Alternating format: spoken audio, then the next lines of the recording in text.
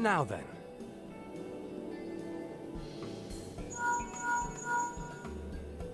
Tis I. The situation may be more complicated than we anticipated.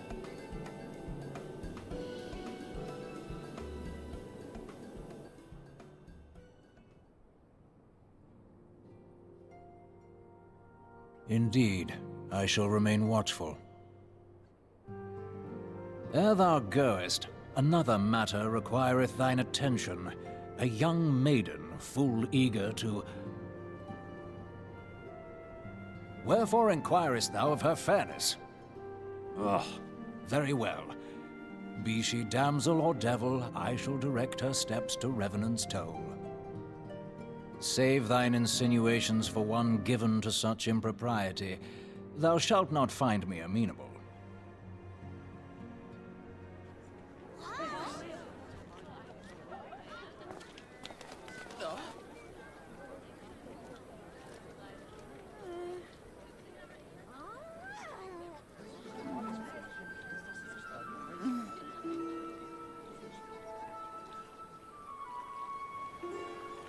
Far across the sea from the land of Domar have we traveled. We seek audience with the ruler of these lands. Who here speaks for you?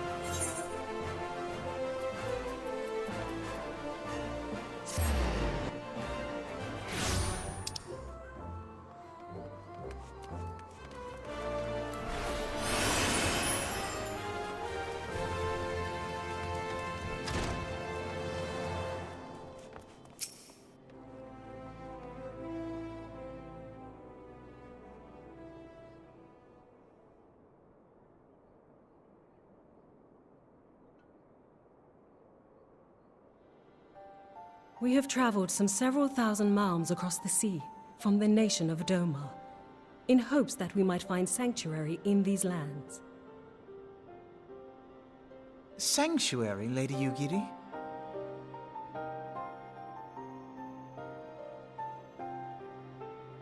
Aye. Lying within Othard, Doma was under the dominion of the Garlean Empire, as I'm sure you are aware.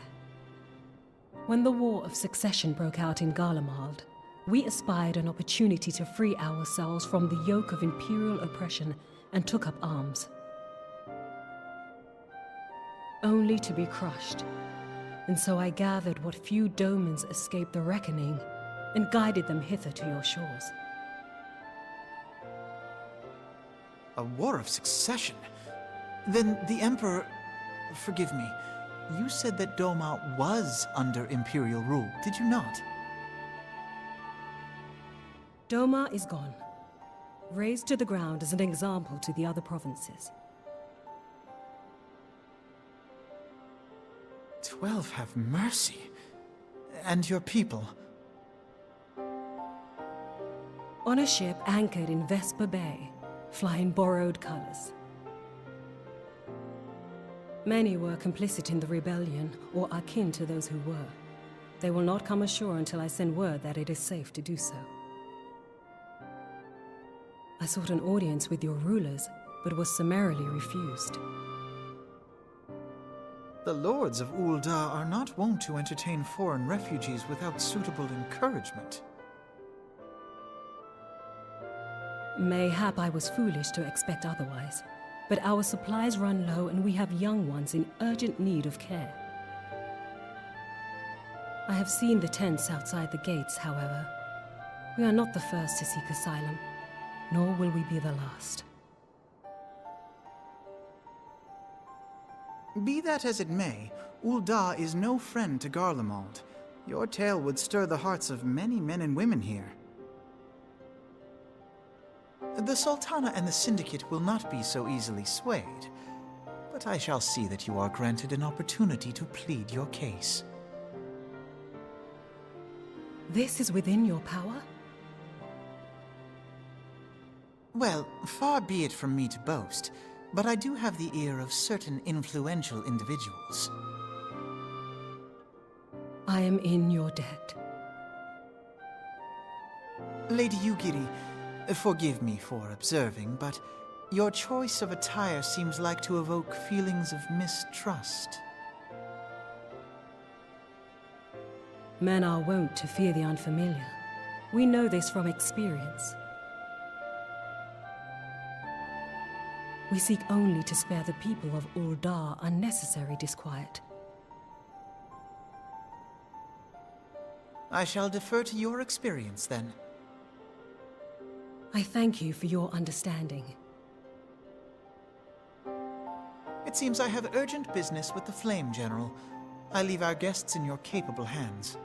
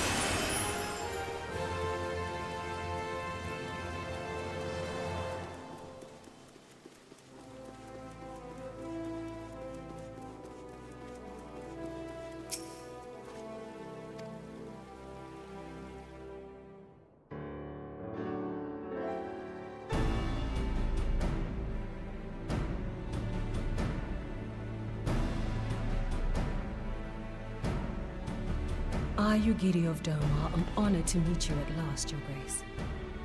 To mark this auspicious occasion, I should like to present to you the finest treasures our humble nation has to offer.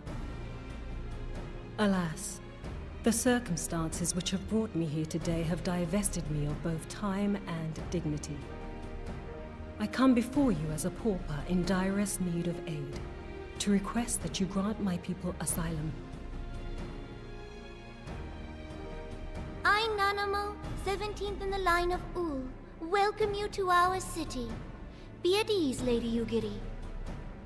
Although I myself have heard the tale of your misfortune, I would ask that you recount it once more for the benefit of the others here present. As you wish, Your Grace.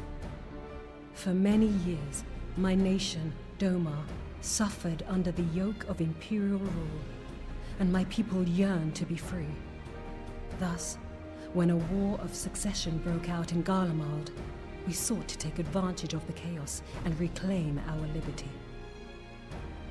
Alas, our enemy proved less preoccupied than we had hoped, and our rebellion was put down in the most brutal fashion.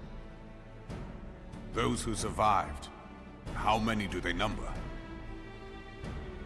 More than 200 souls huddle within the cramped confines of our own galleon's hold. Yet this figure accounts for but one of a number of ships which escaped the Purge. It is my hope that you will allow us all to dwell within your walls. Should that prove unfeasible, however, I humbly ask that you accept as many of my people as your resources allow. Pray understand, we do not beg a boon, but propose instead an arrangement. We would serve as soldiers or tradesmen until our debt is repaid. What are the Syndicate's opinions on this matter? I, for one, think it's a marvelous idea. Lady Yugiri and her people strike me as an industrious lot, and there are parts of the city which have yet to be fully restored. If they are willing to work, I see no reason not to let them. The head of the Mirage Trust is not known for his generosity. He sees profit in this. I agree. That said, these are foreign refugees. To admit them would require a formal resolution. Shall we call a vote?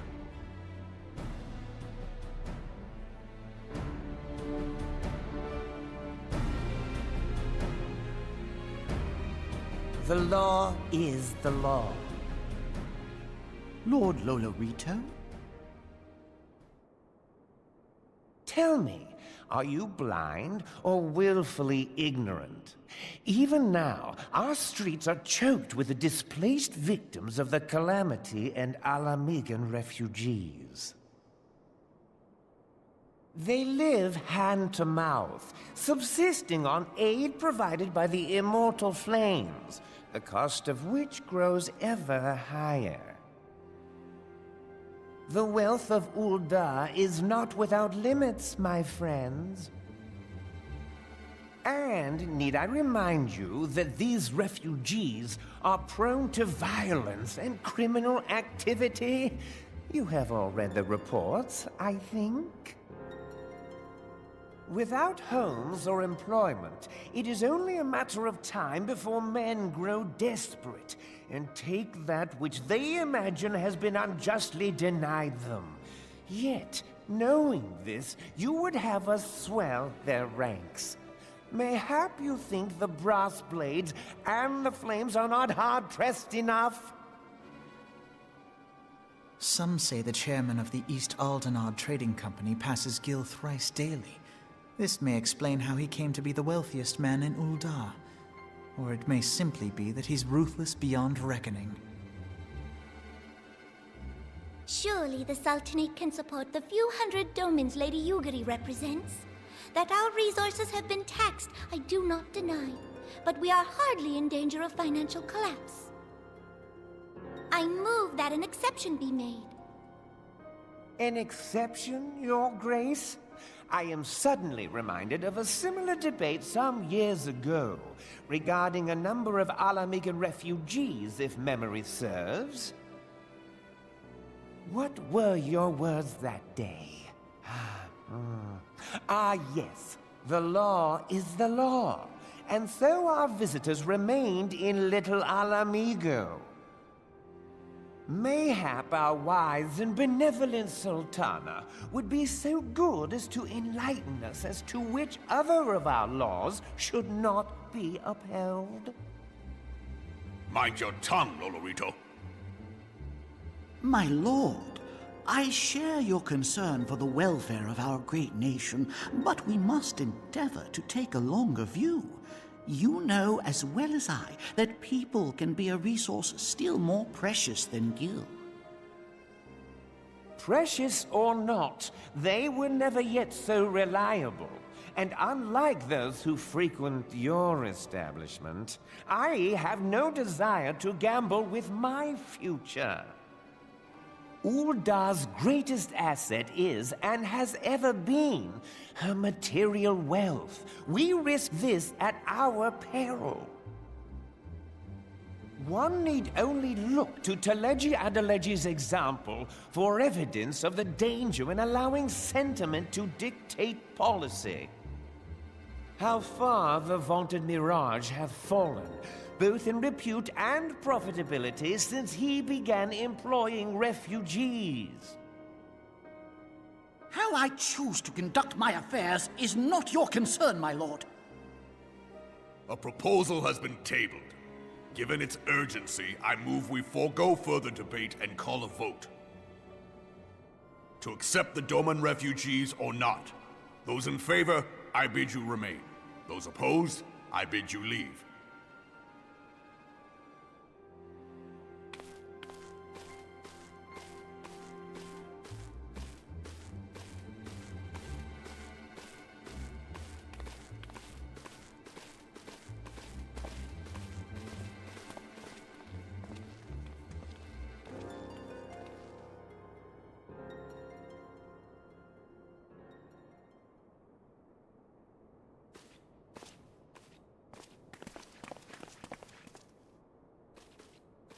Would that it were within my power to welcome you and your people, Lady Yugiri. As you have observed, however, my authority in such matters is regrettably limited. Without the consent of the Syndicate, I cannot act. I understand, Your Grace, and I appreciate all that you have done on our behalf.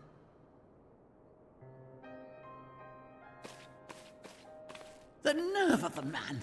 If that bastard had not forsaken the eastern trade route, Little Alamigo would now be thriving. Oh, that you should have traveled so far under such dire circumstances, only to be refused in this manner is utterly unconscionable. Pray, accept my sincerest apologies.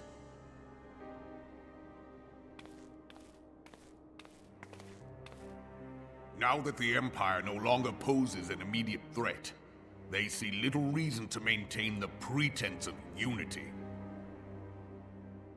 The Monitorists have grown especially defiant of late. Lord Lolorito most of all.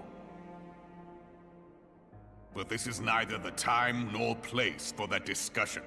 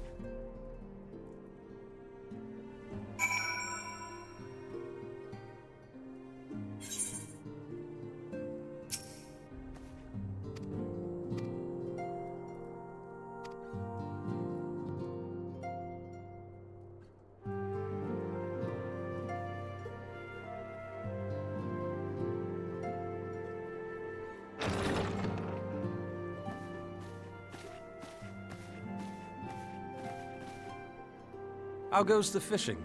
Caught anything slippery? Aye. Our suspicions were well founded. The Serpent Reavers are indeed the culprits. The plot thickens. Has there been any movement in Thanalan? It has been blessedly quiet. Which is to say the Amalja are being no more or less of a nuisance than usual, summoning Ifrit with such crystals as they have hoarded. Urianger, too, reports not out of the ordinary. Then we have our explanation. Your explanation for what, pray tell? For the recent spate of crystal thefts in Thanalan, we naturally assumed that the trail would lead us back to the Amalja. Yet it did not. It led us across the sea unto Vilbrand. Vilbrand? There have been reports of increased Sahagin activity of late. Oh gods, they mean to summon Leviathan? That is the way of it, I fear. Whilst conducting our investigation on behalf of the mineral concern, we came upon evidence implicating the Serpent Reavers. With the aid of the Maelstrom, I was able to verify our suspicions. 'Tis only a matter of time before Leviathan returns to harrow the seas. But there is more. One of the Sahagin, an elder by my judgment, spoke of attaining the gift and knowledge of eternity. Ugh.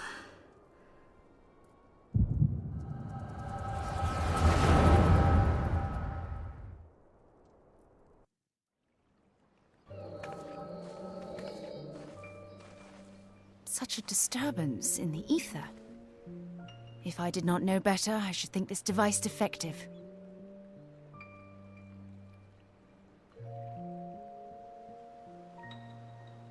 And there is the explanation.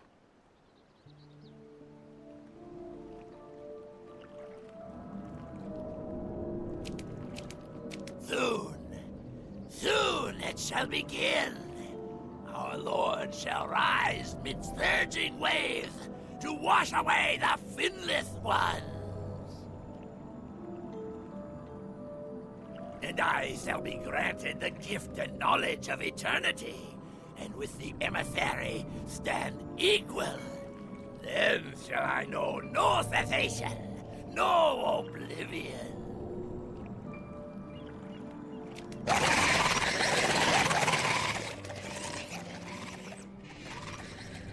Whence comes this promise of immortality? The emissary? We have outstayed our welcome.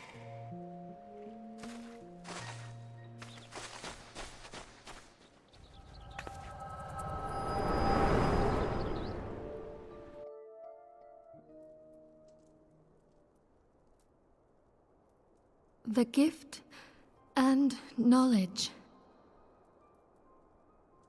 Are the two of you quite well? You shared that vision, did you not? Even before the Sahagin made mention of the emissary, I recognized Elidibus's words. He is behind this. But surely it is not within his power to grant the echo. My lady, unless we act swiftly, Leviathan will rise again. The Admiral has already requested that we intervene to prevent this. Failing that, we are to attend to the Primal's extermination. She will have our full cooperation. Let us make haste to Limsa Lominsa. I mean to play a part in this mission. Tataru, pray, take charge in my absence. My lady, are you sure this is wise? I am aware of the risks, but there is something I must see with mine own eyes. The true nature of the echo.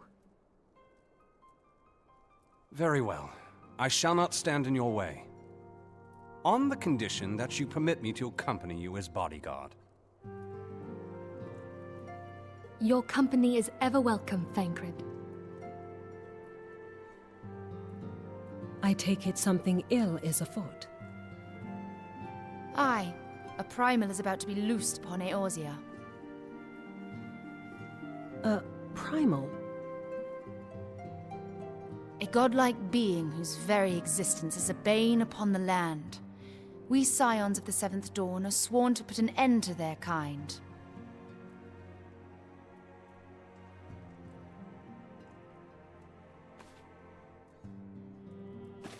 I see. Know then that I am learned in the arts of war. In return for the kindness you have shown my people, I would lend you my blade. It would be most welcome. When contending with a primal, one can never have too many able allies. If you crave a more intimate understanding of the problems facing Eorzea, this experience is like to provide it. Be sure to come well prepared.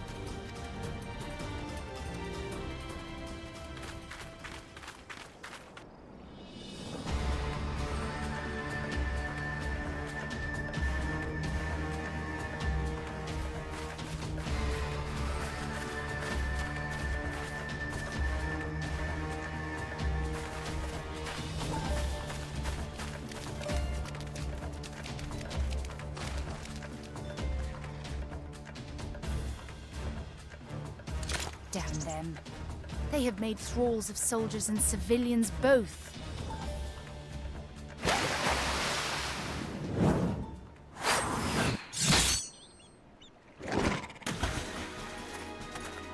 Did I miss much?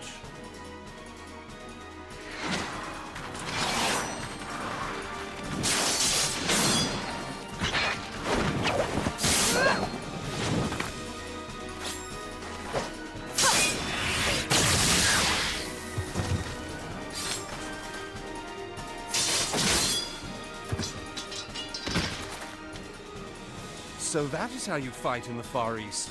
Mental note, pick no quarrel with Domans. But seriously, if I am to keep up, I must needs forsake elegance for efficiency.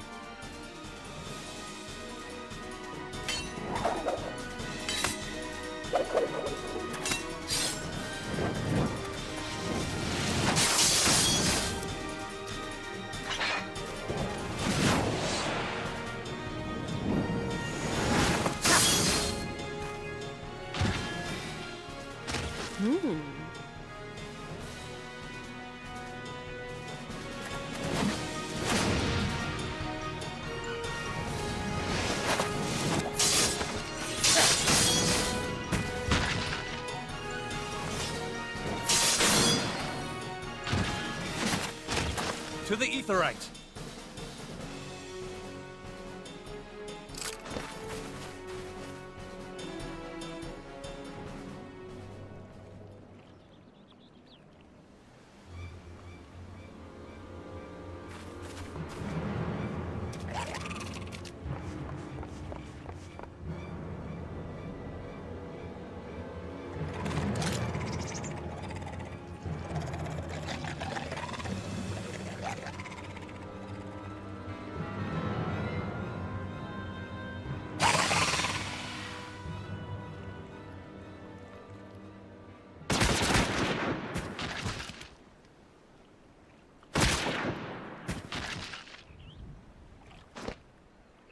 You'll forgive me my lateness.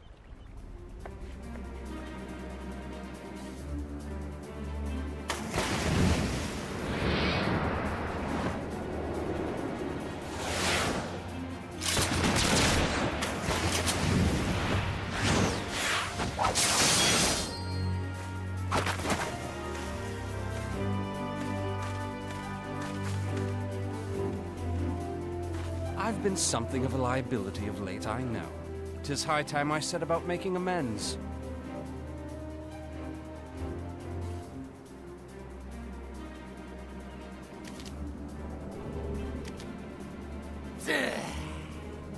Long have you shriveled swordwalkers, tormented our kind.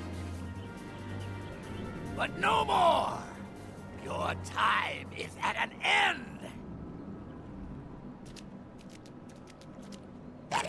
You shall perish with salt in your wounds and sea in your lungs.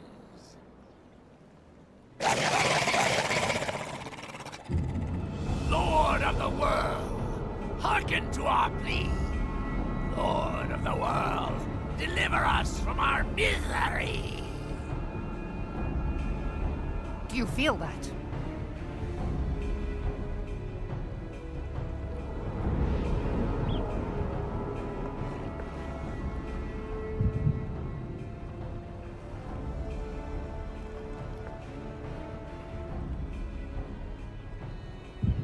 I know this sensation. It's the echo. What?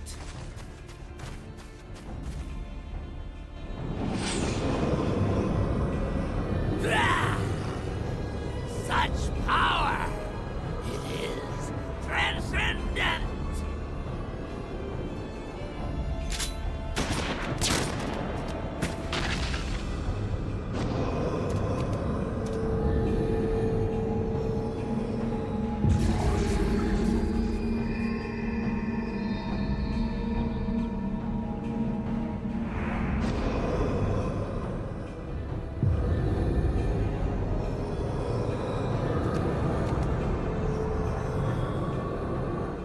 Seven hells!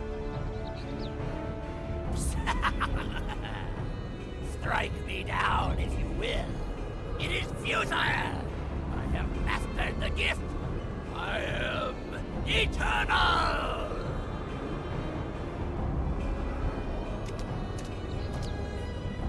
Oh, mighty Leviathan, ruler of the seas, born of waters primordial, I offer unto you this frail flesh, that you might grant your faithful servants deliverance. I beseech you, come forth!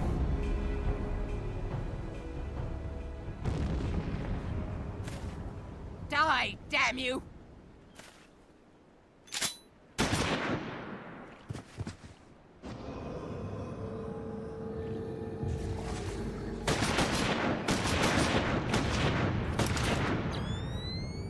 Foolish shorewalker!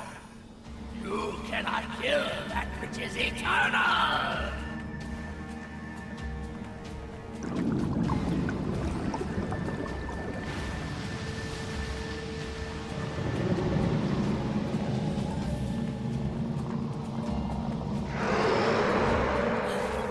Heavens forfend.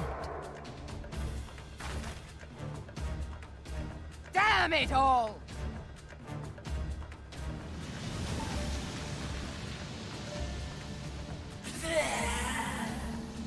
My being am the way.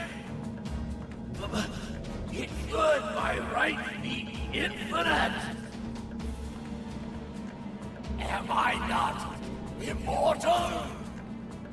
Curse you, emissary! You promised me everlasting.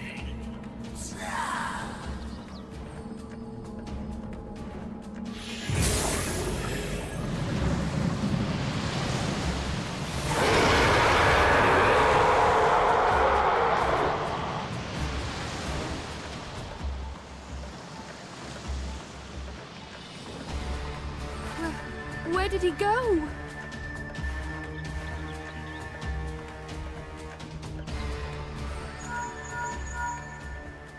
What say you? Nary a single ship? Hells take that sea demon! Gather the survivors and get to shore. Leave the wrecks for the pirates.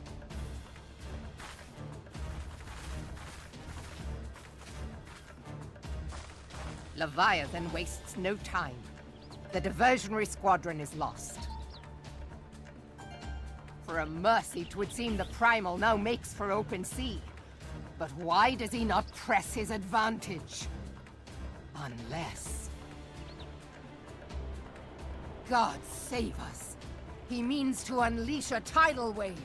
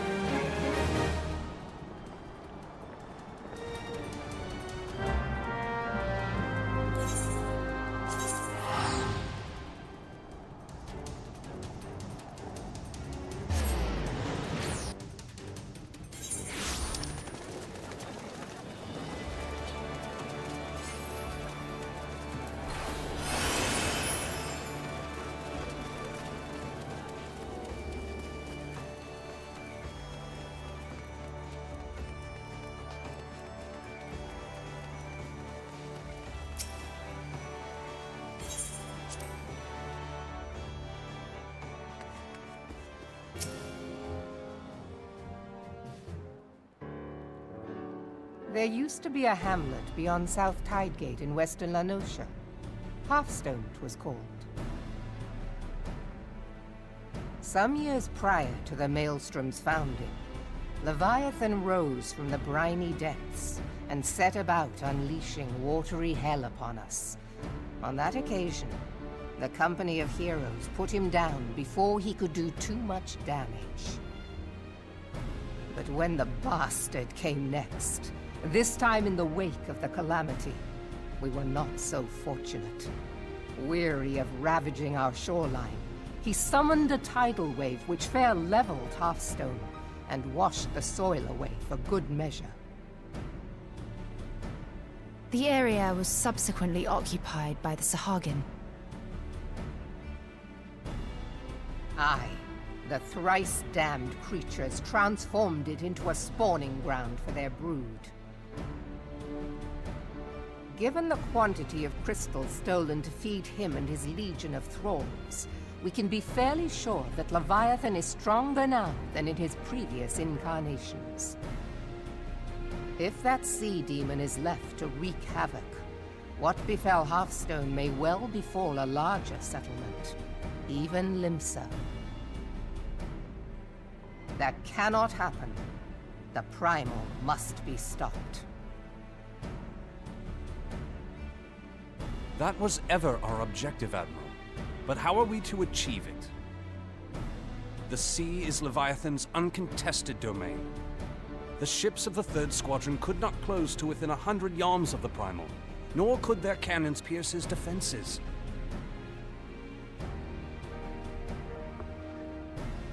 I have read the reports, Master Thancred. Our warships may as well have been bloody pleasure barges for all the good they did. 7 hells! Is there no way that we might strike back? The company of heroes defeated Leviathan, having first lured him into an inlet, but we must needs contend with him upon the open sea. It will avail us little to consult past experience.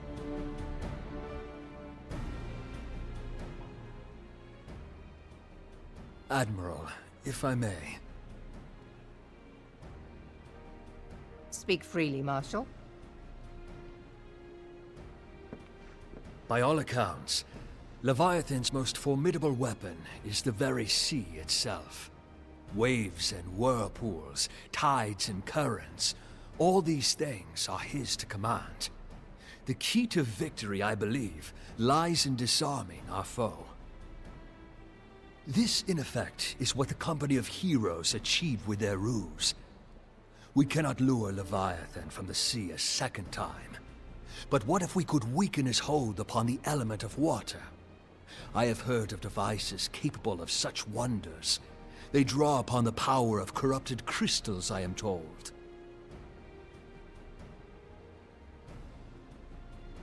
If mounted upon a ship, such a device might be used to prevent Leviathan from bringing the full force of the sea to bear against us, rendering him no more dangerous than any other sea serpent. Of course! Sid built a similar device to grant the Enterprise safe passage through Garuda's Tempest, did he not? Begging your pardon, my lady, but to give credit where it's due, this is something I heard from an old arcanist friend of mine. It makes little difference who thought of it first, so long as it works. Beg the specifications of this device from your friend, and I shall pass them on to our people at Naldic and Vermelis. But before we proceed any further, I would voice one concern. Piercing Garuda's defenses is one thing. Suppressing Leviathan's attacks, quite another. In matters of science, I am as a babbling babe, but I cannot well imagine that such a feat would be possible without a veritable mountain of corrupted crystals. The question being, do we have a ship big enough to bear such a burden? Mayhap not, Admiral, but two might. Recall you the tale of Mistbeard's greatest haul? It is said that he lashed 2 ships together, side by side, the better to bear his plunder. By your leave, we might attempt to repeat the trick. The gods know it would be quicker than building a new vessel. Mistbeard did this.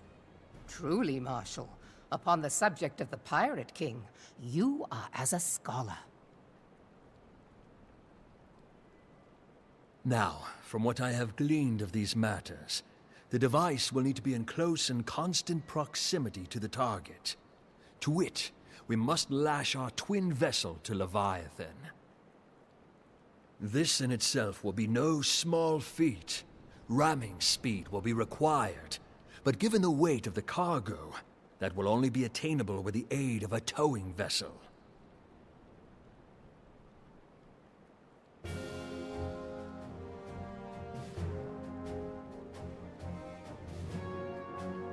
Suffice it to say, the task of piloting said vessel will entail considerable danger, and I would not ask it of another. I volunteer myself.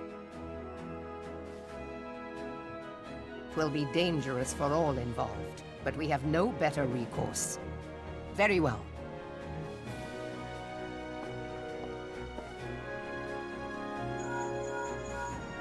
Commodore, assemble the remnants of the fleet at Morabee Bay. Give priority to our soundest vessels. The repairs can wait.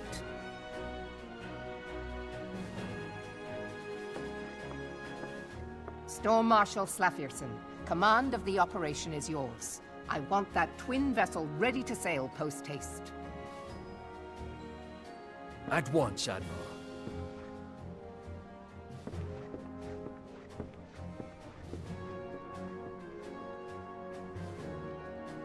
And then there is the small matter of slaying the beast. The fate of Limsa Lominsa rests upon your shoulders once again. Go well, warrior of light.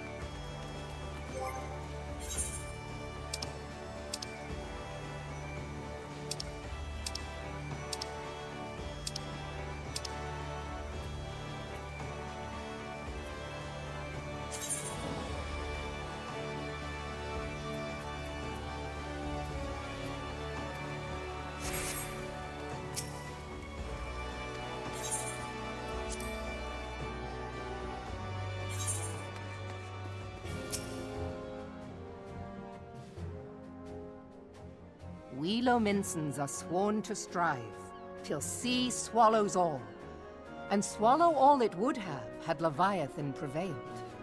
That we still strive now, we owe in no small part to you. Not for the first time, you have delivered Limsa Lominsa from the wrath of a primal.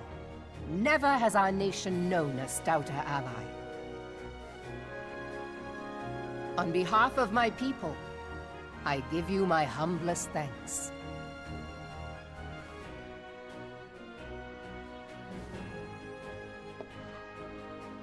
'Tis meet that I give thanks to old Mistbeard, too, for his fine solution. Whatever else he may have been, 'tis clear he was a resourceful soul. Would that I had a man like him in my service.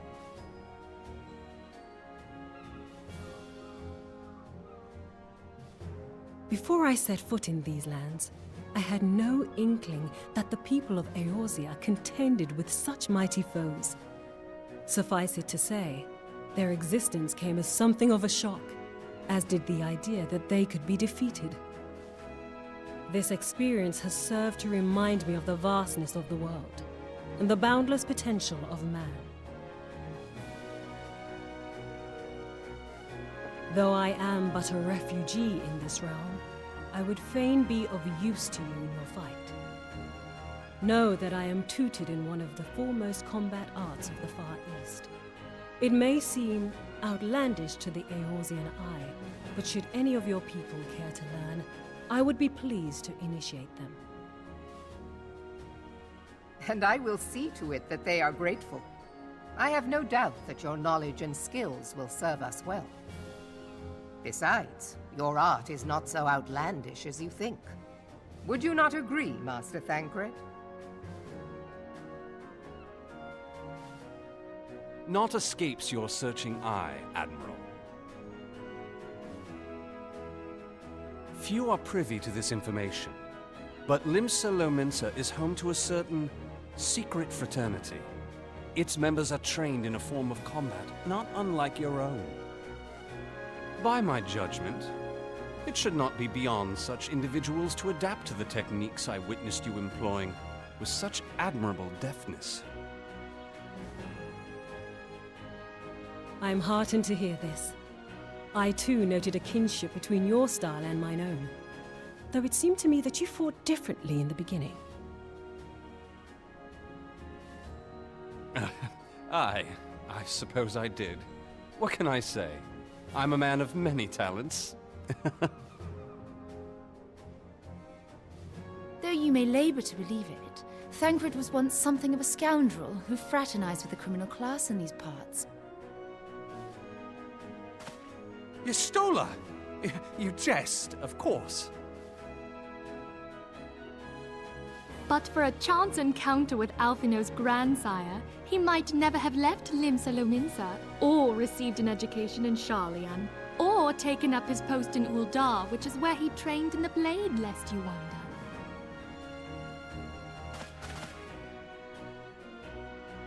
Minfilia, please! It would seem there is more to you than meets the eye, Master Thancred.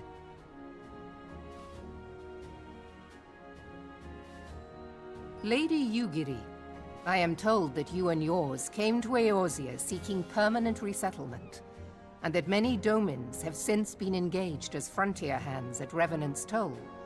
Moderna is many things, but a place of refuge it is not. Know that I would like nothing better than to furnish your people with a new home here on Lominsan soil. Alas, racked by instability as we are, our nation is in no fit state to take you in. Yet I'll not have it said that we turned a blind eye to your suffering. Until such time as we can do more, I pledge to send provisions. We are in your debt, Admiral. I realize that it scarce qualifies as repayment, but if it please you, I shall set about sharing my martial knowledge with your people at once.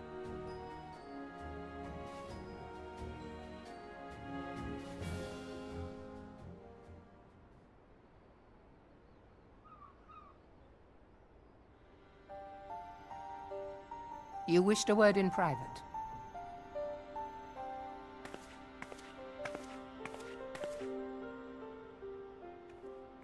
The better not to spoil the festive mood. History repeats itself, Admiral. As the kobolds did before them, the Sahagin resorted to summoning their god over a territorial feud. They acted in self-preservation.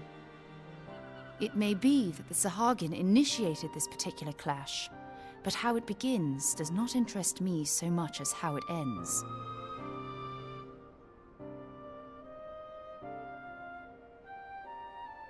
I have not forgotten our conversation, Y'ashtola. I am aware that man bears part of the blame for the Primal's existence. Nor am I ignorant of the Sahagin's reason for acting. They sought to secure a place to breed and multiply that their kind might survive. Self-preservation, as you say. But we have as much right to live and thrive as they. If our own survival is threatened, are we to lay down our arms and welcome oblivion? Nay. And so you kill, that you might live. Yet if living is a right, then that right belongs to all peoples, be they men or beastmen.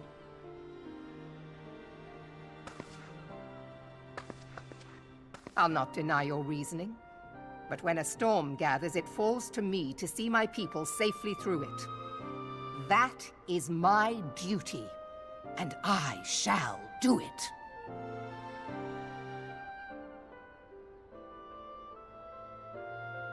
As must we all, Admiral. Stay the course, then. But know that it will lead to no good end.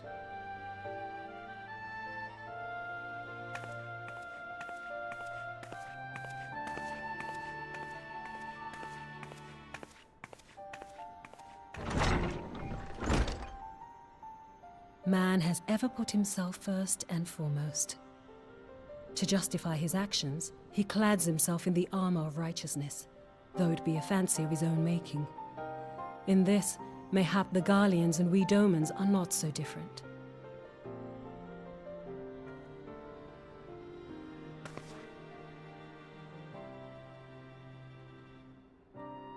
Eorzea has become as a raging sea. If we are to keep our heads above the waves, we cannot scruple to drown the man next to us. When hopes of coexistence founder, strength must determine who has the greater right to live.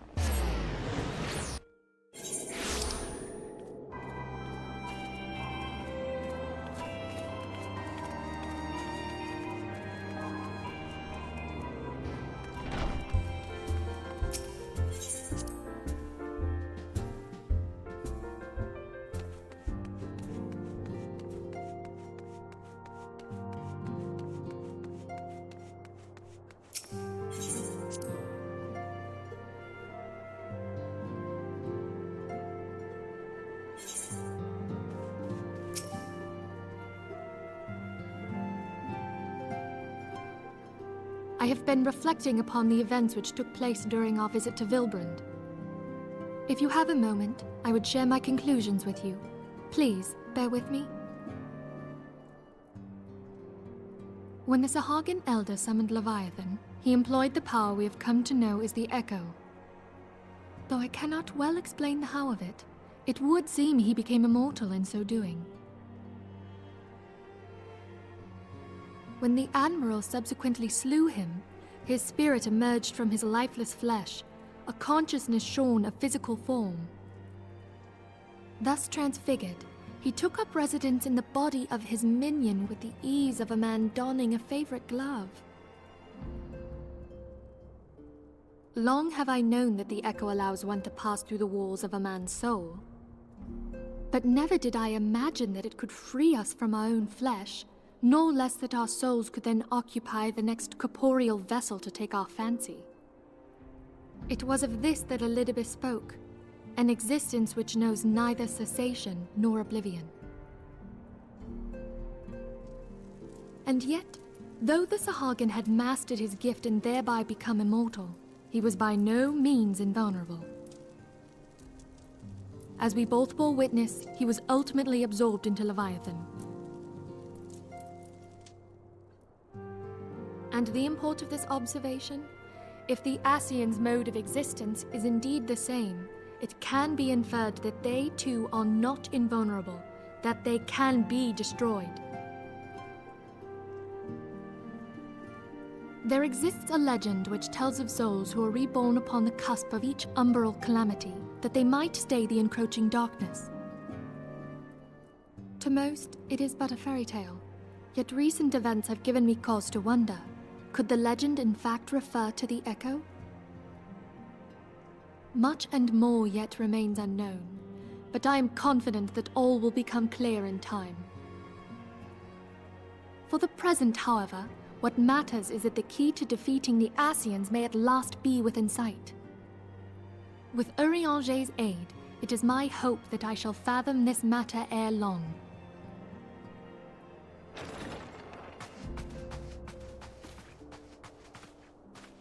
Oh, I was just about to send for you, my friend. Is Artemis? Grave tidings from the Sharlayan motherland, my lady. It doth concern our distant allies, the students of Baldessian. What of them? My lady, the Isle of Val, which for many years hath been the Order's home, is no more. No more? Whatever do you mean? I relate only that which hath been conveyed unto me by our agents. An etheric wave of the highest magnitude was recorded in the region. Soon thereafter, 'twas observed that the isle had ceased to be. 'Tis postulated that a magic was evoked, like in power to Ultima. 12 preserve.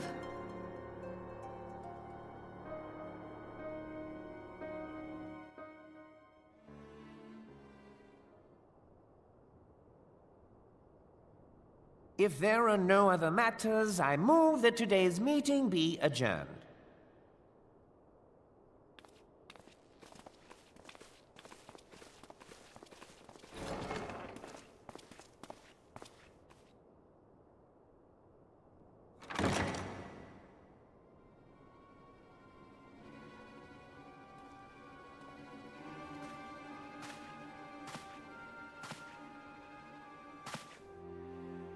It is done, my lord. I... Forgive my impertinence, my lord, but these orders, I am uncertain as to what end they serve.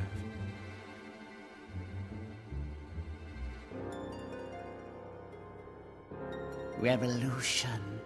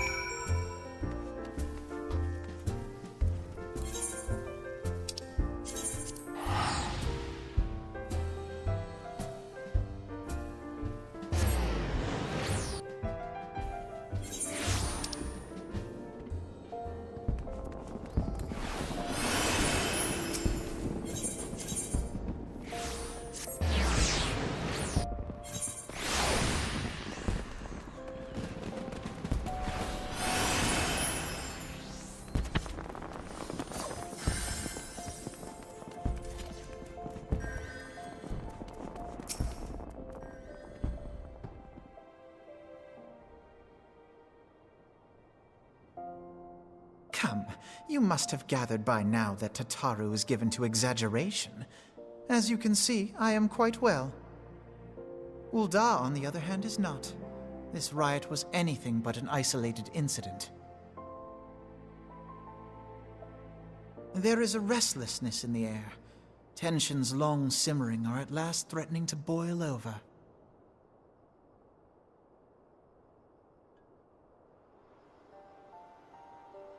Ul'dah is a nation infamous for the great disparity between the wealthy and the poor. The majority of the populace accepts this state of affairs because they believe that every man bears responsibility for his own lot in life.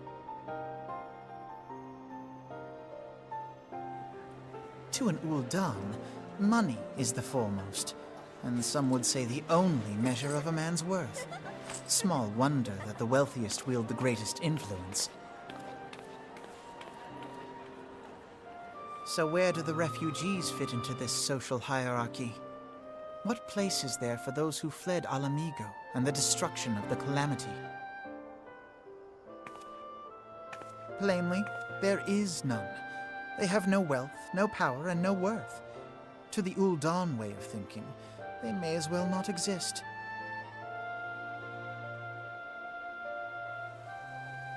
Choosing to ignore their existence, however, is patently not an option.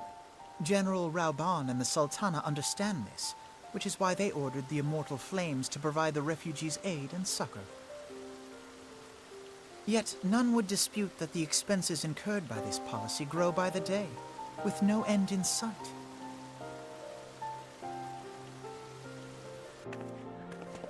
This has prompted more and more Uldans to question their obligation to aid these worthless wanderers. While more and more refugees have come to resent their treatment at the hands of the sneering citizenry.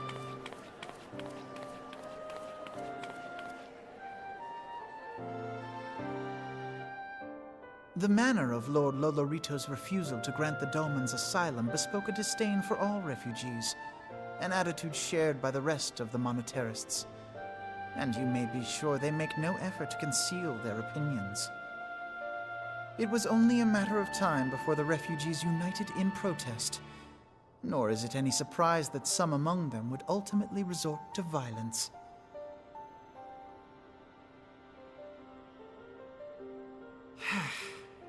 That the Immortal Flames should choose this of all occasions to engage in joint training exercises with the other Grand Companies. By the time they return, the situation may well have deteriorated beyond mending.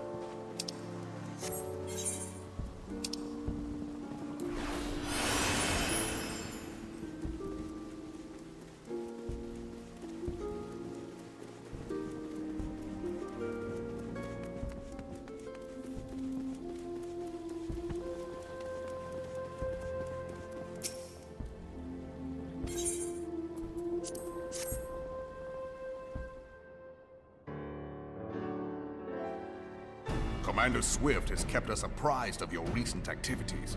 You've made great strides towards quelling the violence. Despite our best efforts to determine what provoked this uprising, the truth continues to elude us. Have you uncovered aught which might shed some light on the mystery?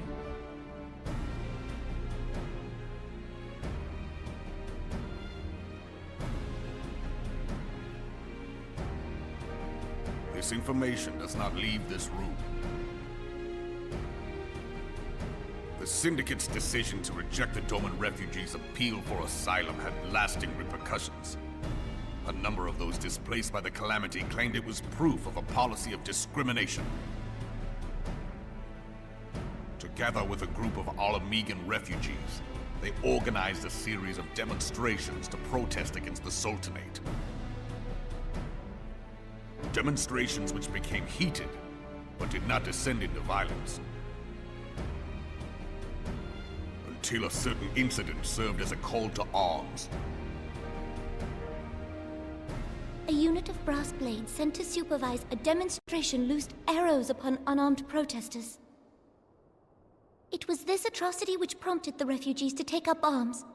I need not tell you what followed. We assumed at first that the attack was born of a miscommunication.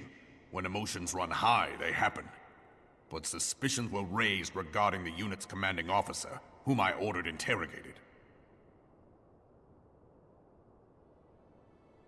Sure enough, our fears were soon confirmed. The dog confessed that a merchant had offered him coin to give the order. A merchant in the employ of Teleji Adeleji. Teleji Adeleji? But he spoke in favor of the Doman's cause, and has ever seemed sympathetic towards the refugees' plight. Why would he do such a thing? Know you of the Cartano Reclamation Bill? It is a proposal to annex the Cartano Flats so that refugees may establish permanent settlements. When last I looked, that was disputed territory. Aye. Some might even call it a battlefield.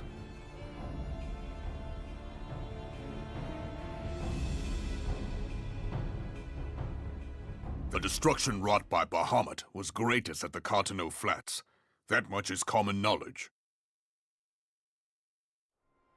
What is less well known is that his rampage laid bare ancient Alagon ruins, of which no record existed. There are certain differences of opinion as to how these ruins should be handled, which is why each nation maintains a military presence in the region to this day. Yet differ though we may, we are still allies. Therefore, in the interest of preserving the Eorzean alliance, we have reached an agreement. Any conflict which may arise during the course of military exercises in the region shall have no bearing on relations between our nations. In full knowledge of this delicate state of affairs, Teleji Adeleji proposed the Cartano Reclamation Bill. A shameless bloody ruse which stands to benefit him in but one conceivable way. If successful, he will gain control over the disputed territory under the guise of assisting in the resettlement effort. And you can be sure he'll build an orphanage next to every Alagon ruin.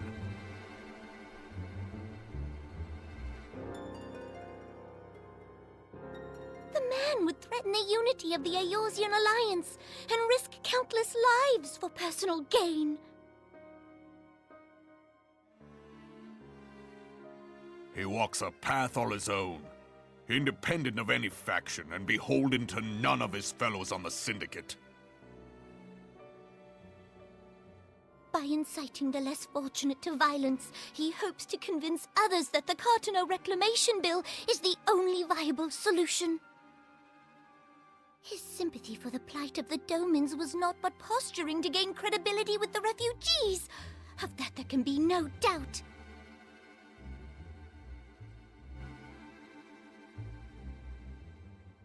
Forgive me, but what could possibly motivate Teleji Adeleji to go to such lengths? What is so special about these ruins that he would risk his position on the Syndicate, and, most likely, charges of treason against the Sultanate? Omega. Pardon?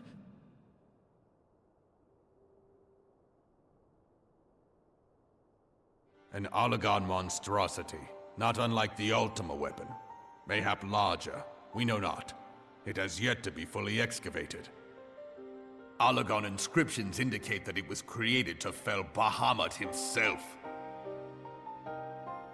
If accurate, it might explain why Nail Van Darnus chose to bring the Red Moon down upon the Cotonou Flats. Given the ends he went to ensure Eorzea's annihilation, destroying the one weapon which could stay the Elder Primal may well have seemed like good sense. When first I bore witness to the power of the Ultima weapon, I doubted the evidence of my senses. And now you tell me there is another such weapon, one which could contend with Bahamut. Bahamut! Aye, we were skeptical ourselves. Truth be told, until the Ultima weapon's existence came to light, we thought the inscription had been mistranslated. At present, Omega is more akin to a fossil than a tool of war, having long since ceased to function. As such, its true potential cannot accurately be gauged.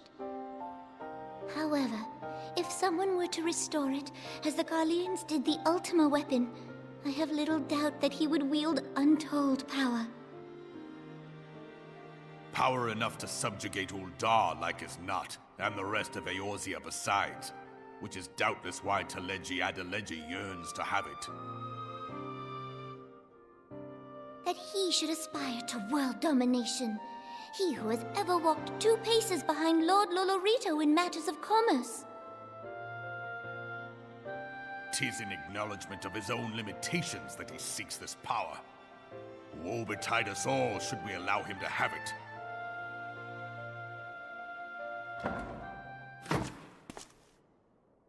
Pray waste no time chasing rats. Only a fool would believe that secrets can be kept in Uldar. It would seem the implications of the Sultanate's refugee problem are rather more far-reaching than we assumed.